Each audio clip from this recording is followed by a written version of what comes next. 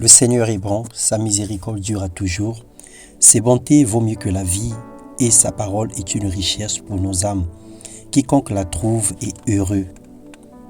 Seigneur, merci pour ce que tu fais dans nos vies. Merci pour ta divine grâce, merci pour ta fidélité, merci pour ton amour. Merci pour les combats visibles et invisibles, Seigneur, que tu combats tous les jours en notre faveur.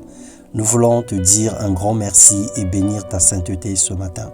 Que toute la gloire, l'honneur te reviennent dans le nom puissant de notre Seigneur et Sauveur Jésus-Christ. Bonjour bien-aimés frères et sœurs, que le Seigneur nous bénisse. Ce matin, nous persévérons dans notre enseignement sur l'appel de Dieu.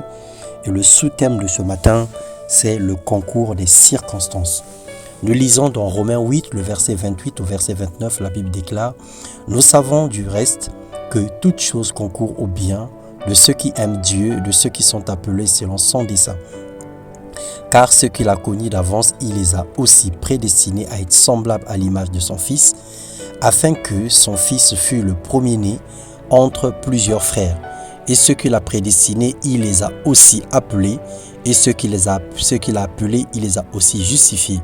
Et ceux qu'il a justifiés, il les a aussi glorifiés. » Bien-aimé, un dessein, c'est une ferme intention d'exécuter quelque chose ou une œuvre. Et donc, les desseins de Dieu, c'est sa ferme conviction, sa ferme intention de pouvoir exécuter un projet pour chacun de nous.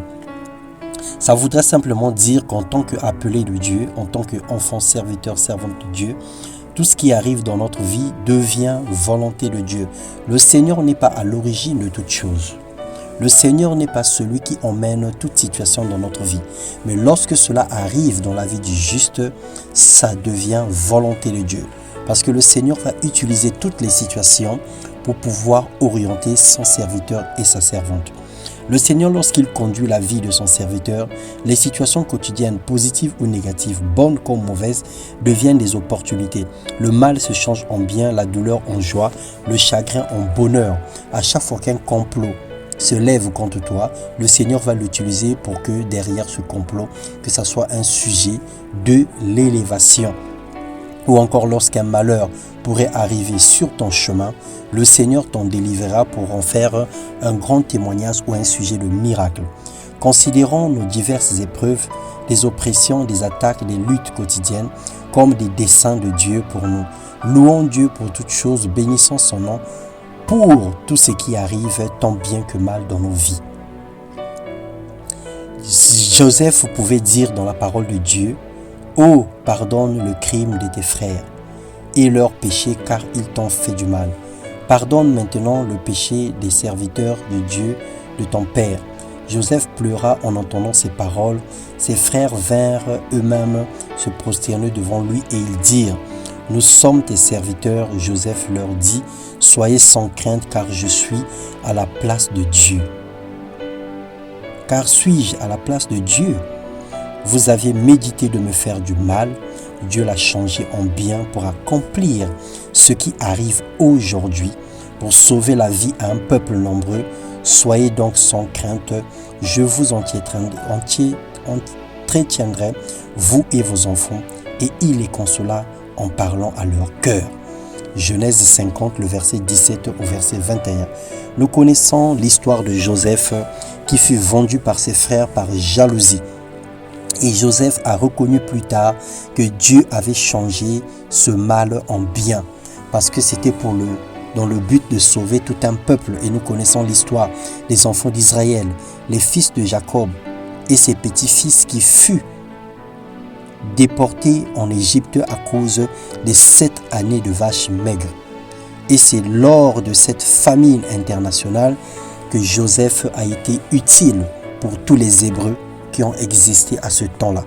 Et c'est par lui qu'un grand peuple naquit en Égypte.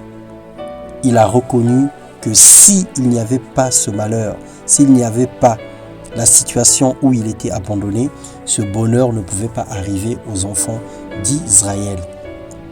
Que Dieu nous ouvre davantage notre intelligence pour avoir la vision nette de notre appel.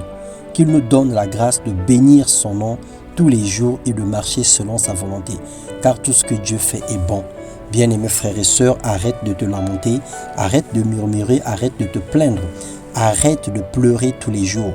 Considère chaque situation qui arrive dans ta vie comme étant un plan de Dieu pour accomplir ses desseins en ta faveur.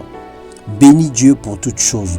Pendant que tu regrettes le bus que tu as manqué, le train que tu n'as pas pris, l'avion que tu as raté, le visa que tu n'as pas eu, tu ne sais pas ce que le Seigneur a fait pour que tu sois épargné d'une situation difficile. Il y a des personnes qui ont manqué le vol et le jour même il y a eu un crash. Il y a des personnes qui ont manqué un bus et le jour même il y a eu un accident. Il y a des personnes qui ont manqué les concours dans les entreprises et l'année qui venait l'entreprise est tombée par terre. Donc tout ce que le Seigneur fait est bon.